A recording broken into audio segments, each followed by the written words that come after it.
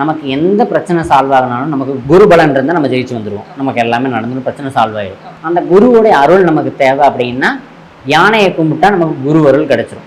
அப்போ எந்த யானை கும்பிடணும் அப்படின்னு இருக்கு. உங்களோட ஜனனகால ஜாதகத்தில் குரு பகவான் எங்கே இருக்காருன்னு பாருங்கள்.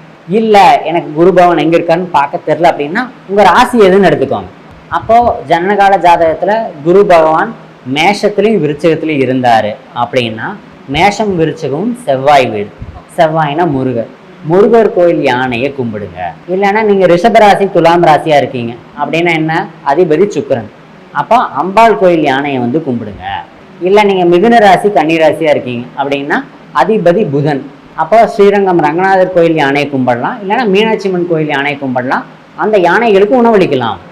இதே சூரியன் சந்திரன் அப்படின்னு எடுத்துக்கிட்டால் மற்ற தெய்வ கோயில்களில் இருக்கிற யானைகளுக்கு உணவளிக்கலாம். மீனமும் தனுசை எடுத்துக்கிட்டீங்க அப்படின்னா சிவன் கோயில் யானைக்கு உணவளிக்கலாம். இல்லை நீங்கள் மகர ராசி கும்பராசியாக போயிட்டீங்க அப்படின்னா காப்பகத்தில் இருக்கக்கூடிய யானை, இல்லைன்னா ரோட்டில் வந்து ஒரு பாகன் யானை கூட்டிகிட்டு போகிறோம் அந்த யானை, அப்போ அந்த மாதிரி யானைக்கு நீங்கள் உணவளிக்கலாம். இதெல்லாம் என்னென்னா நமக்கு குரு பலனை கொடுத்துரும், நம்ம பிரச்சனையும் சால்வ் ஆயிரும். இந்த மாதிரி யானைகளை வழிபட்டோம்னா அது வழிபாடு செஞ்சு அந்த பலன் கிடைக்கும் போது தான் அந்த ஃப்ரூட்டை வந்து நமக்கு தெரியும். இதை வந்து எல்லாரும் தயவுசெய்து பலன் பண்ணி பாருங்கள்.